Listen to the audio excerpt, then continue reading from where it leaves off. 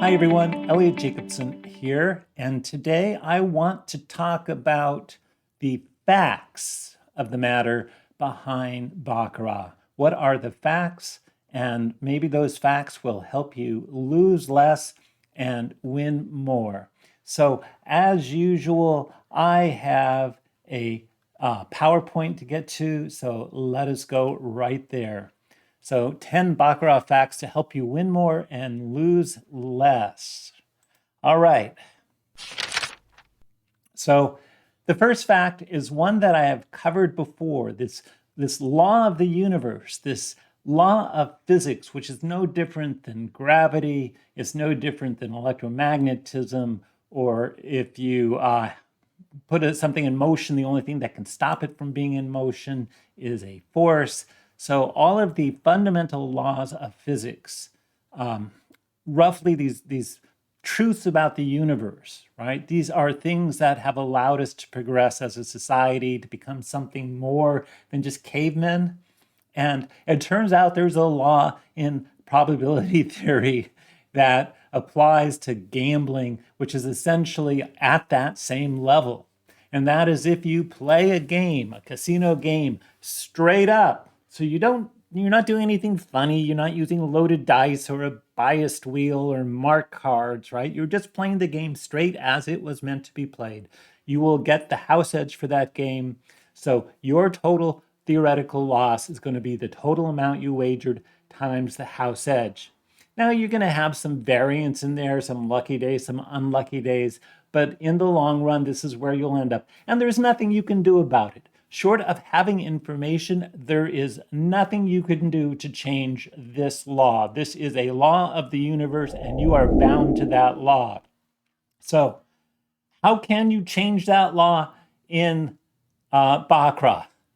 Getting information, right? Getting information is the key. What is information in Baccarat? Knowing the exact value and location in the shoe of just one card is enough to crush the game.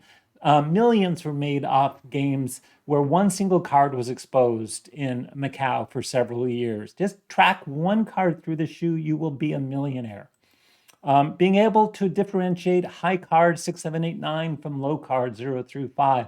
Well, you could do that by marking the cards. You could do that by edge sorting. You could do that if you happen to track some slug of cards through a particularly sloppy shuffle or have a cheating dealer who shuffles the cards in such a way so that chunks of these cards are put next to each other.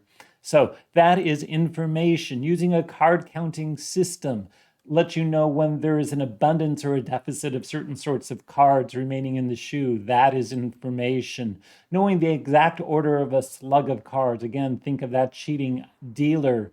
Or think of the situation that happened in Las Vegas a few years back where the cards came out of the shoe in original order, ace, 2, 3, 4, 5, and so on. And the players noticed the cards were coming out in original order, essentially unshuffled, and were able to make millions off of that shoe. So that's knowing the exact order of a slug of cards. Knowing that a slug of cards is rich or deficit of a certain card. So, for example, if you are shuffle tracking a weak Baccarat shuffle, you might notice that a slug has a deficit in 8s and 9s, and that means that it might be a good time to play the dragon side bet, right? Which becomes positive in situations where there is a big shortage in 8s and 9s, the cards that create naturals. So, okay, fact 3. Any player who is using a betting system, like a martingale, Paroli, D'Alembert, the Fibonacci, the 1326, or any other betting system, that player will lose at the expected rate because none of these things are information based. What they are based on is the previous hand. The result of your previous wager and your previous hand tells you what to do this hand. You might think that that stuff that happened the hand before is information, but it's not. It is not telling you anything about the physical cards you're about to receive. It's only telling you historically what happened, right? History is not information in Baccarat. In some games, history is information. Blackjack would be an example, and that's how card counting works. But in Baccarat and roulette and craps and all those sorts of games, you have to view every single hand as having no memory whatsoever of what came before. So you will lose, and you will lose right at the theoretical loss rate. There is no such thing as having the ability to read the board and patterns on the board. Boards do not contain information. The boards you see posted throughout casinos next to Baccarat tables do not have information. Anybody who believes they have the ability to win based on reading these boards will lose at the expected rate. It doesn't mean every session you'll be a loser, but when you have a winning session, you think, I had a good day reading the board. When you have a losing day, I don't know, I ate the wrong kind of apple, so I couldn't read the board that day. These boards are on Baccarat and they're on roulette precisely because they have no effect. You don't see any of these boards on blackjack, and that's a key. So these boards right here, right, are not information. These boards do nothing for you. Well, they help the casino. How do they help the casino? Because they make the game move faster. And the player sees phantoms in these boards that make them want to bet more, thinking that they see a streak or a pattern, and surely that pattern must continue or that streak must continue. And so they think it's information when it's not, so they bet more and they lose more. So that is not information. Fact 5, there is no such thing as being able to tell when a table is hot or cold and use the history of the game to know when to enter or leave the game. What happened in the past is not information. Any player who uses timing, a timing method, will lose at the expected rate. Theoretical loss is total wagers times house edge. And there is nothing that leaving while you're ahead does to change that law. You see, there's no information in leaving, right? What have you done? You've left the casino. Well, good. That means you're not going to lose more. That's maybe a good thing, right? We don't want to lose, so by not playing, we don't lose. But when you play without information, if you come back again, you can surely expect that in the long run, you'll be losing exactly according to the law. There is no such thing as leaving when you are ahead, right? When you've hit a stop limit and you come back the next day. Choosing a random moment to stop or start is not information. So any player who uses a timing method to decide when to start and stop play will lose at the expected rate, period, right? So think about it this way. The cards can't tell time. We don't have a Zen koan here, right? And one of the famous Zen koans is that dogs can't tell time, or, quote, the question, what is time to a dog? Well, that's a real good question, but what is time to a playing card? Well, it's an inanimate object. It doesn't know that you left or that you've come back. If you're winning on a given day, the cards don't say, oh, look, Fred's winning. Fred's way ahead of us today. We got to make him lose because he hasn't left the casino ahead, so make him lose. But the next day, Fred comes back to the casino and the cards are like, oh, who is that guy? I guess we could let him win for a while.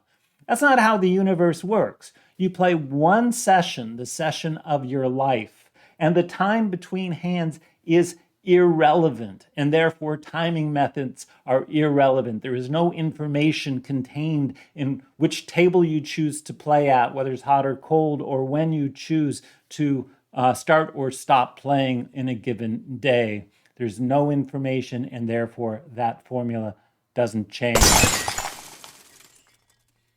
Fact 7, a very long streak of winning player bets does not mean that a player bet is more likely than usual on the next hand. A very long streak of winning player bets doesn't mean a banker bet, right? That it's destined to end somehow is more usual. Streaks of player bets and banker bets have no practical value. They have no practical effect on the likelihood of the next result in the shoe. What happens in the past is not information. You will often see people pointing to some long dragon's tail in a shoe and talking about how much money they won by betting that dragon. Good for them. They bet something, and every single hand that was played, there had already been some part of that tale behind them. There is no reason for that tale to continue. Looking back on a historical event, we see a pattern. When you're in the middle of it, anything could have happened at any time in a completely random fashion. And in fact, at some point, that tale ended, and that shows that that random event came to an end, and you could not predict when that was going to happen. It could be on the hand you played or the next hand. You don't know. So the idea that streaks must continue or that streaks must end, that's called balancing. These both fall under what's called the gambler's fallacy, and I invite you to look that up on Google, gambler's fallacy. It is one of the most common misconceptions that gamblers have. So, to lose less, there's only two ways to lose less. You must either bet less, right?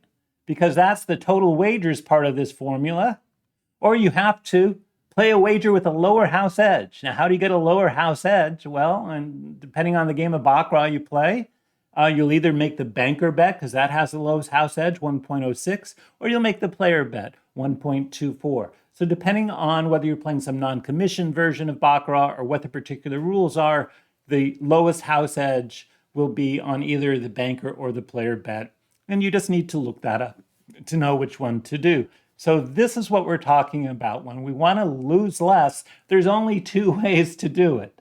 Bet less or make more intelligent wagers. And that's it. That's it. Nothing else. That's the law, all right? You cannot get around this law. That is the law right there.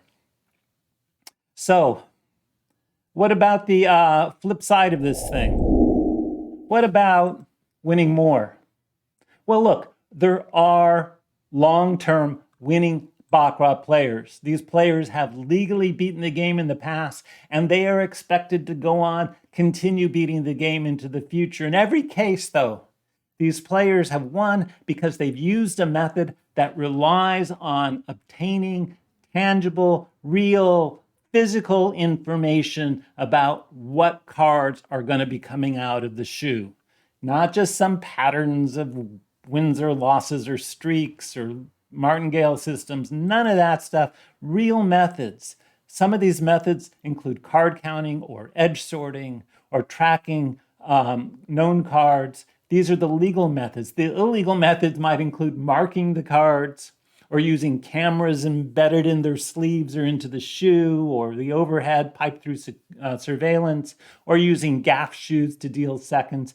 There are players who have won using all these illegal methods and all of these legal methods. Every single one of them is information-based. So to win more, you must find a way to get information. You must find a way to get information. That's the key point. After you know what information you're getting, you have to figure out what edge that's going to give for you, because it might not be enough information to make a difference. Determine if using that information is feasible. Edge sorting was a great case of that, right? We now know that some casinos will come after you in civil court if you win using edge sorting. So is the method feasible? Determine an appropriate betting and playing strategy to go along with that information. So for example, if you're edge sorting, if you know the next card is low, bet on banker. If you know the first card's going to be high, bet on player. And that's the strategy that goes with edge sorting. And you make wagers using that information when you have an edge over the house. So when you do all of these things, right, when you go through this checklist to win, to beat a casino, then in fact, you have turned this equation in your favor because now the player has an edge. So rather than the total theoretical loss, we're talking about the theoretical win is the total wagers you make times your edge over the house. You become the casino. The casino it becomes the player who has a deficit to you, right? You have the edge. They don't have the edge. They're losing now for the exact same reasons that you were losing before. You're winning now, right? So that's the key. Now, in sharing this with you, you might wonder, well, what is a source of some methods where I could get some information. And I want to take you straight to my webpage because I have written a ton of articles on getting information and using information at Baccarat. So my website is advancedadvantageplay.com. You see it there down below, listed there.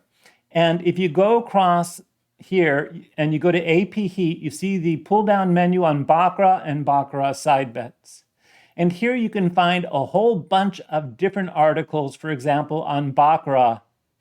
And I can just look this up right down the line, where I talk about card counting Baccarat, or beating the tie bet, or different variants of Baccarat, edge sorting in Baccarat, first carding, optimal play, dealing with actual betting systems where you're using a computer assist, a calculator. But even more vulnerable are the side bets. So I have a long list of side bets as well. And each of these is information based. So if you really want to beat Baccarat, the information is out there. You can do it. You just have to get rid of all of this nonsense in your head associated with not using information, with using phantoms, fantasies, succumbing to all the pressure from people around you who believe in these superstitions, and start entering a fact-based world. This world, physics, right? We're talking physics here. We're talking about a pen dropping, right? House edge, pen dropping, same thing. If you could show me that this pen, when I let go of it, would just levitate in midair, then your reading the boards might work. But what do you know if this pen, if I dropped it, levitated in midair? What would you know is that I was cheating you, right? I had a hidden thread or some other device where I was making this thing levitate. It's the same thing with all those other systems.